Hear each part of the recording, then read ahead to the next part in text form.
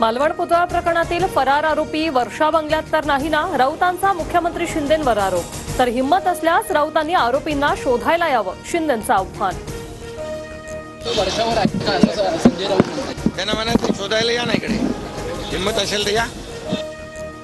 प्रफुल्ल पटेलांच्या निवासाने अजित पवार गटाची जागावाटपावर खलबतं, 60 पेक्षा जास्त जागा लढण्यावर बैठकीत चर्चा।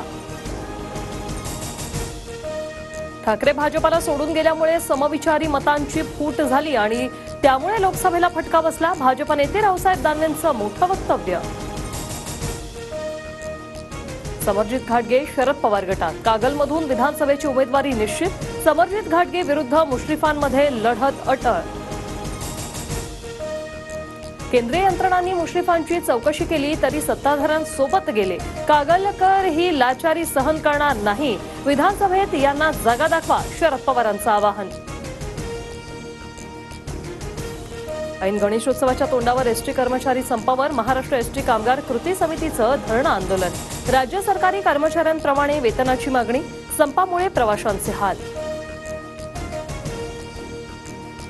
एसटी कर्मचारी कृती समिती आणि सरकारमधील आजची बैठक निष्फळ, मुख्यमंत्री शिंदेंकडून उद्या संध्याकाळी 7 वाजता सह्याद्री अतिथीगृहावर बैठक।